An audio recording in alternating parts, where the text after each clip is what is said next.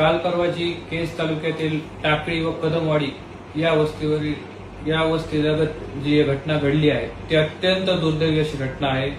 या घटनेचा आम्ही सर्वप्रथम निषेध करतो व स्वर्गीय विलास घुले यांना देखील भावपूर्ण श्रद्धांजली अर्पण करतो। ही त्यांची जी हत्या झाली आहे ही हत्या कशा पद्धतीने झाली याच्या पाठीमागे काय कारण आहे हे देखील पोलीस प्रशासनाने पाहिलं पाहिजे।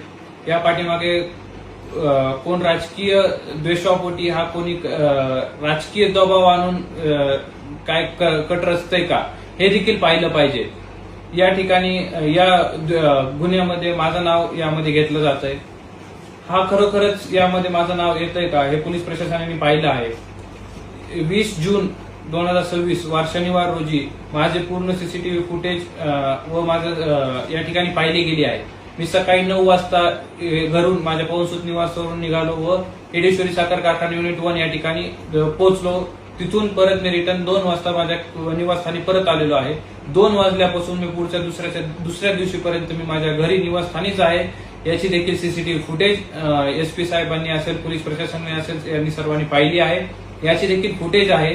दुसरा विषय म्हणजे त्या ठिकाणी ज्या ठिकाणी ही घटना घडली त्या ठिकाणी माझी थार गाडी गेली आहे असं देखील आरोप केले जातात।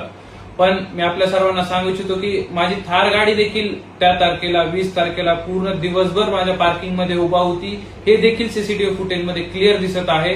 त्याच्यामुळे पोलीस प्रशासनाला देखील विनंती आहे जर कुठे तुम्हाला मला बोलवायचं असेल तर मी देखील त्या ठिकाणी यायला आपल्या सर्वांशी संवाद साधायला मी त्या ठिकाणी उपस्थित राहू शकतो। जर तो माझ्यावर कोण आरोप करत असतील तरी त्या आरोपाला मी सामोरे जाऊन आपल्या सर्वांची पोलीस प्रशासन ज्या ठिकाणी मला बोलवेल त्या ठिकाणी येऊन मी आपल्या प्रश्नांना उत्तर द्यायला तिथे हाजीर असेल। कुठल्या तरी राजकीय द्वेषापोटी माझं नाव यामध्ये घेतलं जातंय का हे देखील बघितलं पाहिजे। आपण सर्वांनी बघितलं गेलं की या ठिकाणी माझं नाव यामध्ये घेतलं जात आहे परंतु यात काहीच तथ्य नाहीये। हे सगळे बिनबुडाचे आरोप आहेत।